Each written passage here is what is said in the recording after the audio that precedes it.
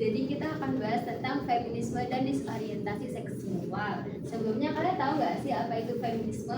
Karena feminisme itu biasanya cenderungnya sama cewek ya. Jadi kita tanyanya sama yang cewek dulu. Ini namanya Ines. Ines tahu nggak sih tentang feminisme itu apa? Kan kita sebagai cewek nih dikenalnya tuh dengan feminim itu udah umum kan didengar sama kita. Jadi Ines tahu nggak sih feminisme itu apa pengertiannya, definisinya, atau kalau dulu kalau ada, kalau paham pembagiannya deh.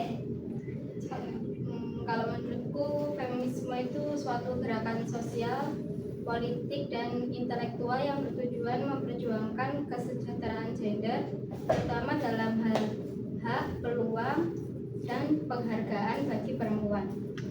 Selain itu, feminisme itu muncul sebagai respon terhadap ketidakadilan dan diskriminasi berbasis gender yang sering dialami perempuan di berbagai bidang seperti pendidikan, terus pekerjaan, politik, dan kehidupan sosial. Kalau apa tadi? Bagian. Kalau bagiannya aku kurang tahu ya, soalnya kurang kayak Kita kalau belajar itu ya kurang dalam juga. Terus sekilas-sekilas doang kan. Iya. Terus jadi selain membahas tentang feminisme, kita tuh juga bahas tentang disorientasi seksual. Jujur, aku tuh asing sama kata disorientasi seksual. Jadi aku butuh ilmu baru dari mas-mas nih sekarang. Tahu nggak tentang disorientasi seksual? Kita tanya sama yang paling pojok. Yuk, mas kakak. Menurutku disorientasi itu kondisi di mana seseorang merasa bingung atau kehilangan arah, baik secara fisik, mental maupun emosional. Disorientasi dapat memengaruhi persepsi seseorang terhadap ruang, waktu, orang atau di situasi di sekitarnya. Kondisi ini sering dikaitkan dengan gangguan fungsi otak atau sistem saraf. Kalau dari pengertiannya jujur aku kurang paham. Emang agak loading guys. Mending kalau misalnya dilihat dari jenisnya atau gejalanya mungkin sedikit lebih paham. Mungkin bisa dijelaskan untuk jenis dan gejalanya dari mas-mas yang lain ya. Kita lanjut Mas Abi. Untuk jenis disorientasi yang saya tahu ada 4. Yang pertama disorientasi temporal, yaitu ketidakmampuan mengenali waktu seperti dalam hari, tanggal, atau jam. Yang kedua disorientasi spasial, yaitu kesulitan mengenali tempat atau lingkungan sekitar, misalnya tersesat di lokasi yang seharusnya familiar. Ketiga disorientasi personal, yaitu tidak mengenali diri sendiri atau orang lain, seperti lupa nama atau identitas seseorang. Yang terakhir disorientasi situasional, yaitu ketidakmampuan memahami atau merespon situasi tertentu dengan tepat. Berarti kalau misalnya disimpulin disorientasi itu sama kayak hilang arah nggak sih guys? Ya, Gak punya tuntunan hidup gitu. Terus untuk gejalanya nih, siapa tahu teman-teman atau teman-teman yang di sini mungkin mengalami gejala disorientasi ini. Boleh dijelasin dong Mas Ali, gejala-gejala disorientasi itu apa aja? Baik. Gejala disorientasi, kebingungan dan kesulitan fokus, perasaan tersesat atau asing di tempat yang dikenal, kesulitan menjawab pertanyaan sederhana tentang waktu, lokasi, dan identitas. Begitu. Berarti kalian yang mengalami gejala ini hati-hati guys, berarti kalian tuh disorientasi. Ya. Jadi setelah tahu gejala-gejalanya nih, aku juga ingin tahu tentang penyebabnya. Bisa jadi nggak sih putus cinta juga jadi penyebab disorientasi ini? Nah, biar lebih lengkap lagi dan lebih jelas lagi, aku ingin dengerin lagi penjelasan dari teman-teman yang ada di samping-samping ini untuk menjelasin tentang penyebab disorientasi itu sendiri. Bisa dimulai lagi dari yang cewek, ya Mbak Ines.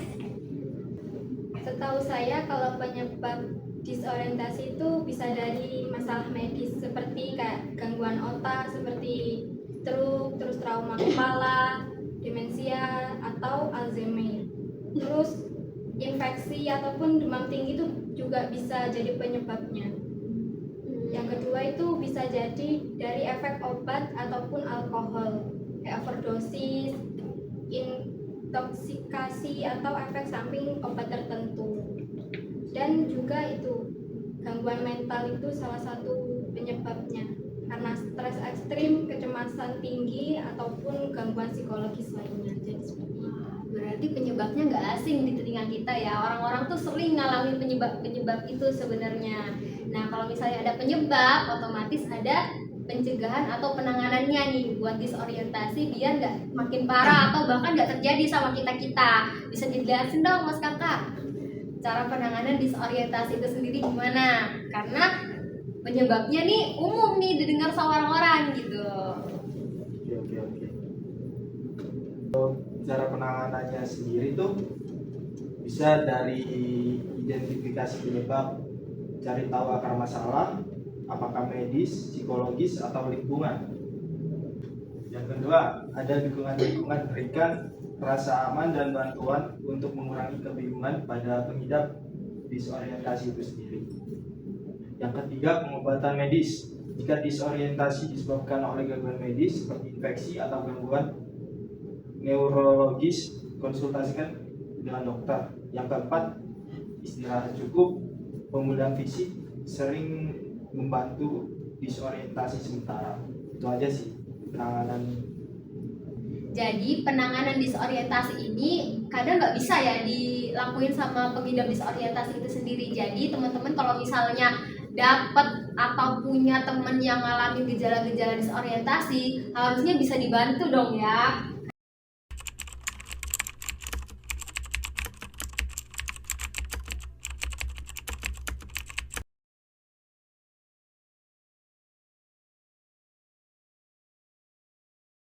Kita mulai masuk ke inti pembicaraan kita nih, yaitu tentang feminisme dan disorientasi seksual dalam perspektif Islam. Nah, itu judulnya. Dan pertanyaan yang pertama yang ingin aku ajuin yaitu, menurut kalian nih, apakah feminisme bertentangan dengan Islam?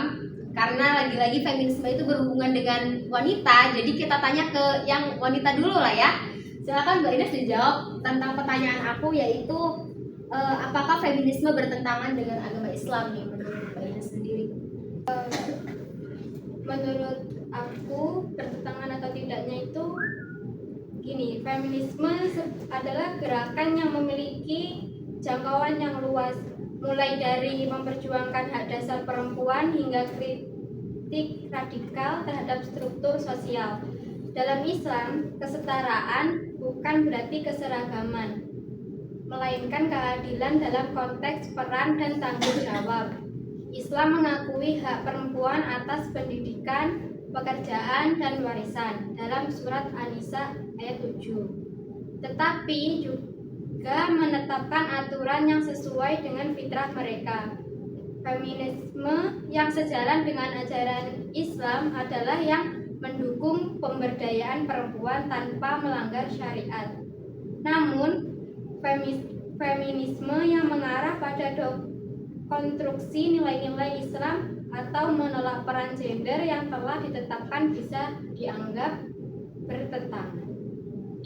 Jadi untuk mengetahui tentang tema ini lebih dalam, aku pengen tanya-tanya lagi nih tentang bagaimana sih Islam menjawab kritik feminis tentang poligami. Nah, berhubungan dengan poligami ini yang biasa dilakuin sama bapak-bapak, kita bakal nanyain pertanyaan ini ke calon bapak-bapak. Silakan Mas Albi, bisa dong dijawab pertanyaan ini tentang gimana sih Islam menjawab kritik feminis tentang poligami. Islam menjawab kritik feminis tentang poligami, setahu saya yaitu Islam mengizinkan poligami dalam kondisi tertentu sebagai solusi sosial, bukan kewajiban. Syaratnya adalah keadilan yang sangat sulit dicapai. Kritik feminis terhadap poligami seringkali didasarkan pada praktik yang salah, bukan pada ajaran Islam yang sesungguhnya. Islam juga memberikan hak perempuan untuk menetapkan syariat dalam pernikahan untuk tidak dipoligami. Perspektif Islam tentang poligami lebih kepada tanggung jawab dan maslahat daripada dominasi gender. Oke, jadi sebenarnya poligami itu dibolehin buat laki-laki, tapi nggak diwajibin. Dan kalau misalnya cowok itu mau poligami, harus adil ya, bapak-bapak, nggak boleh pilih-pilih. Oke, kita lanjut. Oke, kita beralih nih dari perpoligami-poligamian itu. Aku bakal tanyain satu pertanyaan selanjutnya. yaitu apakah Islam mendukung perjuangan feminisme dalam melawan patriarki? Pertanyaan ini aku bakal serahin ke Mas Ali. Yuk. Baik. Jawaban yang rumit ya. Jadi Islam mengakui adanya patriarki dalam struktur masyarakat tertentu, tetapi tidak mendukung patriarki yang bersifat opresif. Dalam Islam, laki-laki dan perempuan memiliki hak dan kewajiban sesuai dengan fitrah mereka, bukan berdasarkan kekuasaan satu pihak atas yang lain. Quran Surat Al-Hujurat ayat 13. Misalnya, kepemimpinan laki-laki dalam keluarga kawam bertujuan untuk melindungi dan mempengaruhi kebutuhan keluarga, bukan untuk menindas perempuan. Karena patriarki menyimpang dari prinsip Islam dan menjadi alat penindasan ya. Islam jelas menentangnya. Oke, jadi intinya kalau misalnya patriarki ini digunakan untuk menindas kaum perempuan, Islam itu menentang keras karena perempuan itu harusnya dihormati, disayangi, dicintai gitu ya. Oke, kita lanjut ke pertanyaan selanjutnya. Gimana sih Islam itu menangani disorientasi gender akibat pengaruh feminisme liberal? Aku asing jujur sama feminisme liberal ini, jadi bisa tolong dijelasin dong. Lagi-lagi ke yang cewek ya tentang feminim. Mbak Ines bisa tolong dijelasin dong tentang feminisme liberal biar pertanyaan ini tuh bisa berlanjut nantinya. Oke. Menurut aku, feminisme liberal adalah salah satu aliran dalam feminisme yang berfokus pada perjuangan untuk mencapai kesetaraan gender melalui reformasi hukum, kebijakan, dan perubahan institusional. Aliran ini percaya bahwa diskriminasi terhadap perempuan dapat diatasi dengan memastikan perempuan memiliki akses yang sama seperti laki-laki dalam pendidikan, pekerjaan, politik, dan kehidupan publik. Oke, jadi intinya feminisme liberal itu berfokus pada reformasi hukum untuk kesetaraan hak antara laki-laki dan perempuan. Nah, kalau misalnya udah tahu tentang definisi dari feminisme liberal ini, kita lanjut lagi pertanyaan yang tadi, gimana sih Islam menangani disorientasi gender akibat pengaruh feminisme liberal ini? Bisa dijawab, Mas yang diam aja, Mas Kakak. Aku izin jawab. Feminisme liberal sering menekankan individualisme dan kebebasan mutlak yang dapat berbenturan dengan nilai Islam tentang tanggung jawab kolektif dan hubungan spiritual dengan Allah. Disorientasi gender terjadi ketika konsep kesetaraan dimaknai sebagai persamaan mutlak, sehingga peran gender yang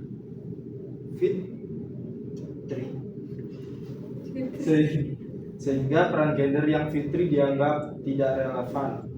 Islam menangani ini dengan menegaskan kembali konsep fitrah manusia, peran gender yang saling melengkapi, dan pentingnya panduan wahyu sebagai landasan hidup. Pendidikan Islam yang kokoh adalah kunci untuk mencegah disorientasi. Oke, jadi setelah tanya-tanya nih sama teman-teman aku tentang disorientasi seksual dan feminisme ini, aku bisa menarik kesimpulan bahwa Islam memiliki pandangan yang komprehensif tentang peran dan hak perempuan yang bersumber dari wahyu ilahi dan mengakomodasi keadilan berdasarkan fitrah manusia. Perspektif ini tidak mengabaikan pentingnya penghormatan terhadap perempuan, tetapi juga tidak mengadopsi pandangan yang menyeragamkan peran gender seperti yang sering ditemukan dalam feminisme liberal atau radikal. Jadi mau perempuan atau laki-laki itu harus setara ya, tidak boleh diagung-agungkan dan atau ditindas-tindaskan, itu tidak boleh sebenarnya. Terima kasih buat teman-teman udah menjawab pertanyaan-pertanyaan aku. Sorry banget banyak tanya karena ini tugasnya memang seperti ini. Makasih banget.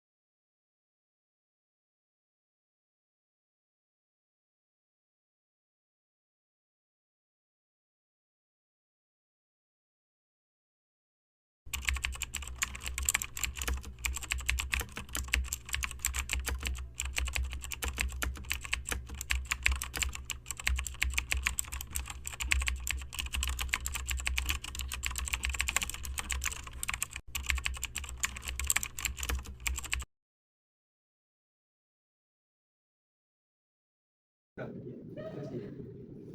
gimana? Enggak guys. Kamu gitu dulu apa sih? Assalamualaikum. Assalamualaikum.